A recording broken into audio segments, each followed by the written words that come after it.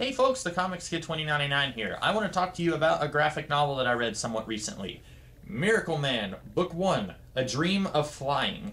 This is a very interesting series. I've only read what's collected in this book, but it ran quite a bit for a while. I'm going to talk to you a little bit about the background of this before I get into the actual review. Miracleman was a character created in the mid-1950s in Great Britain because there was a series that was doing reprints of the DC character Captain Marvel, or the character who would eventually be purchased by DC Comics, Captain Marvel. There was a British comic book series doing reprints of Captain Marvel, and then eventually the Captain Marvel series ended, and so the British comic book series was like, okay, this is pretty popular, why don't we keep going but just change his name? So they changed basically just a few very minor things. They changed Captain Marvel to Marvel Man, they changed Captain Marvel Jr. into Kid Marvel Man, and they changed Mary Marvel into a boy. They changed her into Young Marvel Man. And then basically the same dynamic kept going. Instead of Dr. Savannah, or I think his name is Savannah, instead of Dr. Savannah, it was Dr. Gargunza or something like that.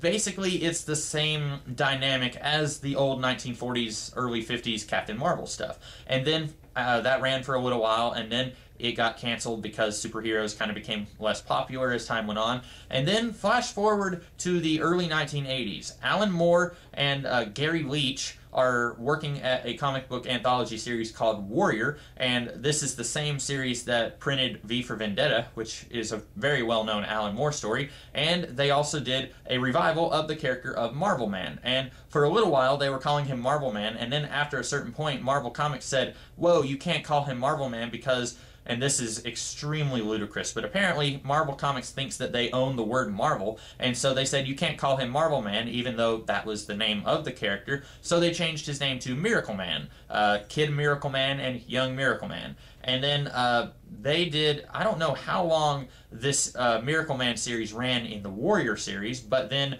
all of that material was later collected in the later 80s at an American comic book company called Eclipse. And I would say that's probably where most American comic book readers are familiar with this character and this series. And then very recently, like within the last 4 years, Marvel Comics purchased the character of Miracleman, and then they reprinted the stuff that was done at Eclipse as new issues. And so all of that is being collected in Miracleman, A Dream of Flying. And this collects the first 4 issues that were done at Marvel. I don't know what issues that encompasses from Warrior, because this doesn't say anything about how long this ran in the Warrior stuff, but this collects the first 4 issues of the Marvel reprints from the last 5 years or so. And I have heard so much about this series for a long time. A long while back. I mean, we're talking probably 10 years ago. I did not have nearly as many comics at my hands that I could just read whenever I wanted to. So when I ran out of comic books to read, I would go online and I would read about comics online. And so that's how I found out about a lot of other series, just kind of falling down the Wikipedia rabbit hole. I found out about The Authority that way. I found out about Alan Moore's Swamp Thing, Neil Gaiman's The Sandman. I found out about a lot of the stuff just reading about comics when I didn't have any comics to read at the time. And I read about this series and found out a lot about it, and it was kind of one of my white whales to seek out because there was no way to read this stuff. It was something that I never actually thought I was going to be able to read because the Eclipse stuff was hugely out of print. You could not find them in back issue bins, and they did trade paperbacks, but those were also going in like the $300 range on eBay and Amazon because of Marvel saying, no, you can't do this, you can't call your character Marvel Man. And also there was this huge rights battle between Neil Gaiman and Todd McFarlane, not only over who had the rights to use the character of Miracleman, because after Alan Moore did his run, those guys were also involved for a brief period of time, and that was kind of tying things up. But then they also had a legal battle over some other stuff that I'm not going to get into right now. Basically, all of that stuff legally was keeping this from getting out there so that people like me, who have only been reading comics for about 15 years, could actually read this stuff for the first time, because a lot of this was happening about 10 years before I was even born, give or take. And so it was really nice that I was finally able to read this. And I'm going to go ahead and say, before I actually delve into the material within the book, if you are very thrifty and you don't feel like spending a great deal of money on comic book stuff, you might want to wait a while before this becomes cheaper, because the cover price for this book is $30, and that's 4 issues. Now, it's got a lot of extra feature stuff, which is mainly just showing black and white art that was eventually colored for this volume.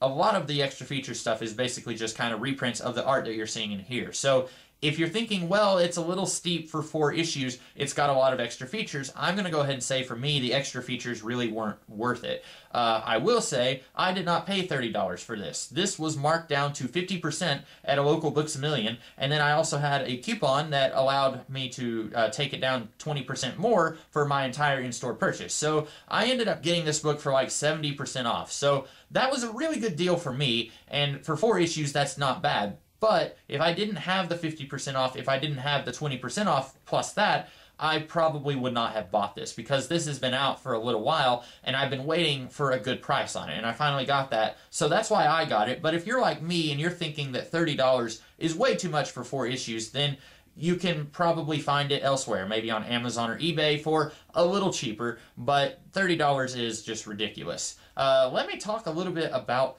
the material that's here. And I want to be very careful not to talk about stuff that happens outside of this volume, because like I said, I've read up on this series. I've read up on stuff that happens after the events in this volume, so a lot of what I was reading here, I was thinking, that's very interesting. It's kind of a thematic foreshadowing of stuff that happens later. I don't want to talk about stuff that happens later, just in case you haven't read that stuff and you want to remain spoiler-free. This book, basically, it takes all the stuff that was happening in the 1950s on the Miracleman series that was done way back then, and it says that stuff did not happen. There is a guy who, Mickey Moran is his name, and he becomes Miracleman when he says the magic word Komoda. Like I say, it's very, very similar to DC's Captain Marvel. And anyway, he becomes Miracleman whenever he says Komota, which is kind of sort of atomic spelled backwards. And we find out that his origin is not what he remembers it to be. Instead of him getting his powers from basically a floating wizard head, kind of like Billy Batson did, instead of him getting his powers that way, we find out that all 3 of them, Kid Miracleman, Young Miracleman, and Miracleman, they all got their powers because they were experimented on by the British government. And there was an alien that landed on Earth sometime in the 1940s, and then all of these guys, basically they get a second body, if you will. Mickey Moran looks very similar to Miracleman, but they actually have 2 separate bodies. And so Miracleman does not age in the span of 20 years because Mickey Moran got amnesia and did not remember that he had this other counterpart that was living in this alternate reality type thing, and so he didn't access Miracleman. And so during that whole time, Miracleman did not age while Mickey Moran did. We later find out in this book that Kid Miracleman, and I should go ahead and say, they all were experimented on by the government, and then someone in the government said, these guys are way too dangerous for us to keep around, we have to kill them all. So they were sent on a mission up into a giant space station which had an atom bomb in it, and then the government believed that they had killed them all. They did kill young Miracleman. Kid Miracleman survived, and then he stayed as Kid Miracleman, and he did not revert back to his human persona for like 20 years. And so he grew up and became an adult instead of the young kid that he was. And then Mickey Moran, he got amnesia. So he finally remembers that he is a superhero, and then that kind of brings out Kid Miracleman, who is afraid that Miracleman is going to stop him. And Kid Miracleman has kind of gotten a little bit evil in the intervening time. He started his own company, and he stayed as Kid Miracleman this whole time. We don't really know what his big goal was, but when he finds out that Miracleman is alive, he lures Miracleman and his wife to his building, and when Mickey Moran confronts him and says, listen, I know you didn't lose your powers like you say you did, you still have the Kid Miracleman, don't you? And then he tries to kill Miracleman and his wife.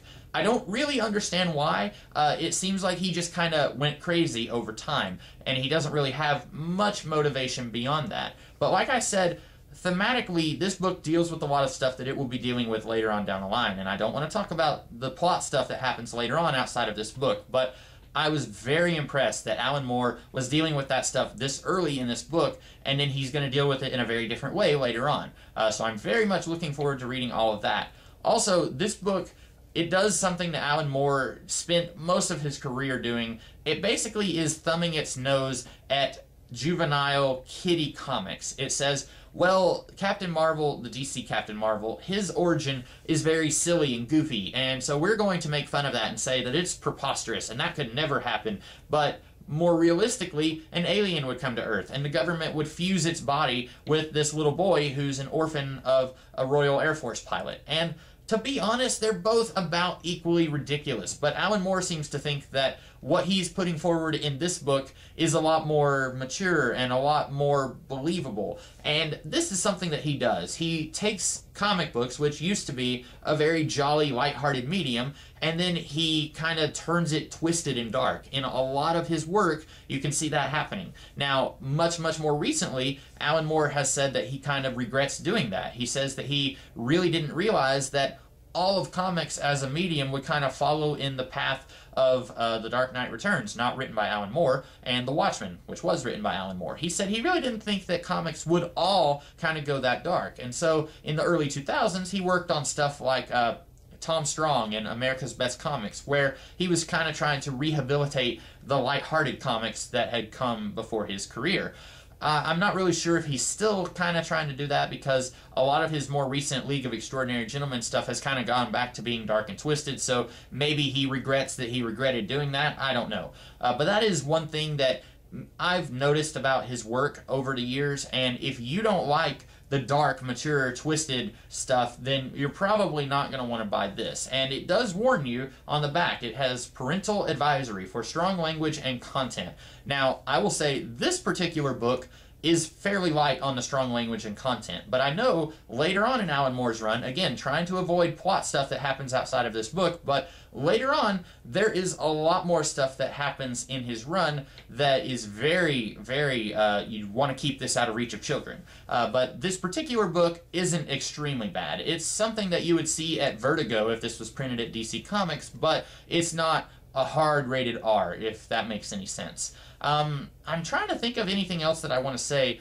To be honest, this series is extremely influential on comic books that have come afterwards. If you are familiar with the character The Sentry from Marvel Comics, this series is very similar to The Sentry that was done in the early 2000s, written by Paul Jenkins and drawn by Jay Lee, and that series is extremely similar to this. I'm going to go ahead and say that this stuff is actually a lot better than the Sentry stuff. I used to be a defender of the Sentry, but after reading this, I'm like, wow, this is done a whole lot better than that series. Also, Alan Moore wrote a pitch for DC Comics sometime after The Watchmen, I think, and this was called Twilight of the Superheroes. And basically, his idea was kind of sort of like Days of Future Past, but on this really huge scale that involved the entire DC universe, where you've got characters from the future, and there's this bad thing going on in the future, and then you've got characters coming back in time trying to prevent this really awful future from happening. And he wrote this massive 25-page document talking about his ideas for the story that ultimately DC Comics, they bought the pitch, and then they never did anything with it. In that pitch, and by the way, if you can find that online, I would highly recommend that you read it. It's a very interesting read. It'll take you a little bit of time, obviously, because it's like 25 pages long. In that pitch, he uses Captain Marvel, and in that series, he kind of plays with the idea of when Billy Batson grows up, his dichotomy with Captain Marvel is kind of twisted and deformed and made something very unrecognizable. And a lot of that heavily reminded me of what he was doing here with Kid Miracleman, how he grows up and becomes this really evil, twisted being that's almost unrecognizable from what he once was. And a lot of that reminded me of what Moore was later working with in his Twilight of the Superheroes project, which maybe it's a good thing that Twilight of the Superheroes never happened, because then he kind of would have been repeating himself. As is, he did it once here in the Marvel Man stuff, and then he didn't really do that again. That kind of was jumping out at me when I was reading this, but overall, I really like this. It's written by Alan Moore, so naturally it's incredibly wordy. This is only 4 issues, and it took me about 2 days to read it, because I didn't want to just spend hours and hours reading it in one day. But if you don't mind spending a little bit of time, slow down. If you're the kind of person who speeds through a comic and just reads it really fast, I would recommend slow down a little bit when you read this. Really absorb it, really take it in.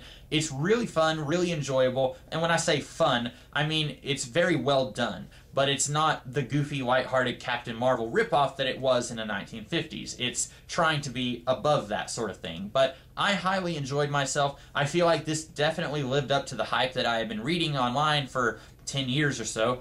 So I was very pleased with what I read here. If you guys have read this, let me know what you thought. If you liked it, disliked it, let me know in the comments below. And if you liked this video, be sure to like, share, comment, and subscribe. And I will be back later with a different kind of video. In the meantime, I'll see you later. Have a great day.